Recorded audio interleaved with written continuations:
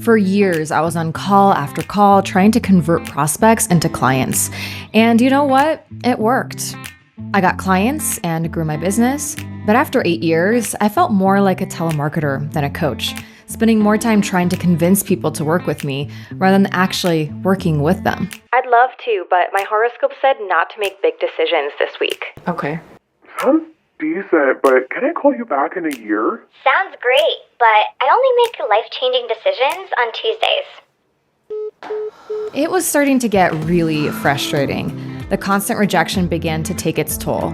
After a while, I began to burn out. My calendar was full, but I was starting to dread going on calls and found myself hoping people would cancel.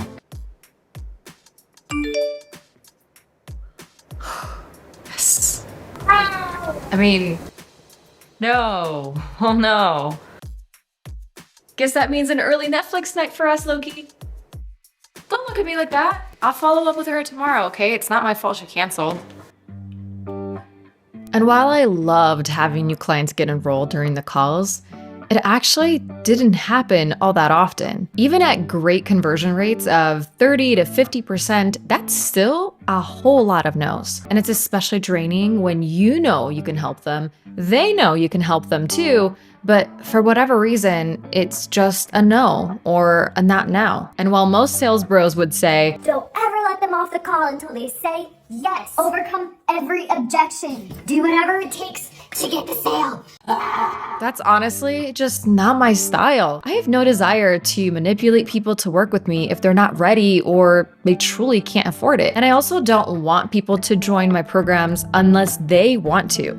Not because I convinced them to do it. Because honestly, that's how buyer's remorse happens, which leads to chargebacks, cancellations, and even bigger headaches down the line. This process was just not sustainable, and I didn't have the energy or the desire to hire out a sales team. And then I had a radical idea. What if I just stopped doing sales calls completely? What would happen? Would my sales just completely stop? Or could this be the best decision I'd ever make in my business? I decided to find out.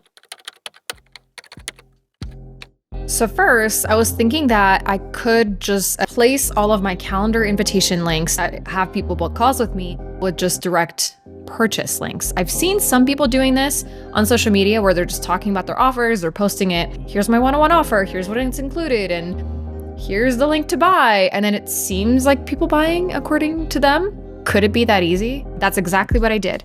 I started talking about my packages, my offers directly. I started talking about the price, all the features, talked about all the details, and hope for the best. I was thinking if it works for all these other people, it probably worked for me too, right?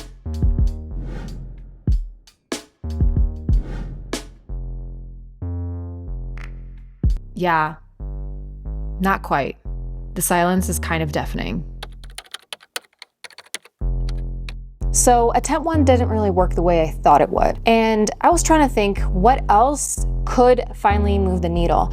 And I was wondering if maybe it's the fact that I was selling mainly high ticket offers, like offers that are over $3,000 that was requiring the sales calls, which kind of makes sense. Like they probably want to make sure I'm a real person. They probably want to make sure it's a good fit. There's just more of a probability they want to talk to me. So what if I lowered the prices? That's not to mean that I would just chop the prices and keep the programs the same, because it's kind of not fair to the existing clients, but I decided to try creating a new version of some of my offers and potentially creating new offers that would be more in the lower and mid-ticket range. No more than like $2,000 to $2,500, but primarily focusing on around $1,000 price point. I lowered the access in the programs, I made it a lot more simple, and I was hopeful, like hopefully this is gonna work. Because if it didn't work, I honestly had no idea what I would do. So I created the new offers, I promoted them as I did before, lower prices, easier entry point. So it was kind of working, sort of. The sales started to go up, but it wasn't anywhere it needed to be for me to start feeling like solid with the way my business was going. I was starting to get nervous a little bit. Should I go back to doing sales calls? Was this a massive mistake? But no. I decided to just hold off, keep promoting these smaller, lower priced offers, and see what else needs to happen for me to start bringing in the sales even more, because I knew we were close. So at this point, I'm thinking if I can't charm them on calls, I'm gonna dazzle them with videos and emails and smoke signals if I have to. I basically started to think about what exactly did I do on the calls that got them to want to buy, and how can I start to replicate that into other forms of conversion, conversation, delivery.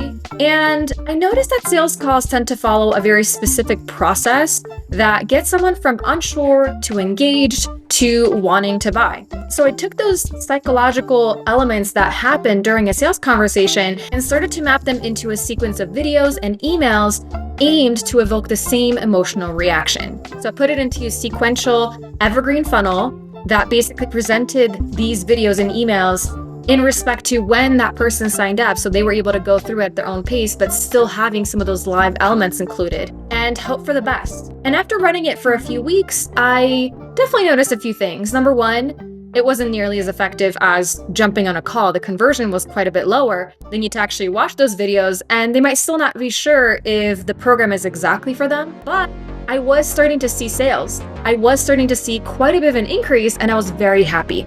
Now, to double down on that, because I knew people were having questions, I was starting to see some emails and some DMs. I started to ask myself, what was it about the sales calls that I didn't like? And how can I still make myself available for answering questions? So some of these people that saw the videos and were curious about the offer were still able to buy. So I decided to make myself available. Still no sales calls, just easy conversations, and having that opportunity to have a back and forth. So number one, I started encouraging people to DM me on Instagram so we can voice and text message back and forth. And two, in some offers on the higher end of the spectrum in terms of price, I decided to make available a 15-minute decision call. Now, to be clear, these are not sales calls, okay? These were not the typical 30, 45-minute, hour-long sales calls where they follow the typical sales call structure. These were decision or enrollment conversations simply to answer questions. People already knew what the program was about. They already knew the price. They just needed to get a little bit of clarity on if it's the right thing for them. I actually realized after offering some of these calls, number one, not everyone needed the call. Number two, by offering the call, people began to trust me. They didn't have to take me up on the offer to have the call, but they trusted me more because I was willing to have a conversation. But also three, I realized that it wasn't the calls themselves that sucked for me. It was the emotional journey of having to take someone from not interested to maybe interested to engaged, and then feeling yes, they're so close and they really can see the possibility and they know it's going to transform their lives, but then they still get in their own way and they decide not to do it. And then it feels like rejection, and it just felt frustrating. And that's the part that I didn't like. So the decision calls were meant to be less emotionally charged. They were really meant to help the person decide yes or no, or maybe later. And people already knew everything about the offer, so it was no weirdness and no weird convincing energy. It was just clean and good, and it just worked. My sales started to go back up, and I was starting to be very happy with all the tweaks, all the effort, all the energy that I put into trying different things.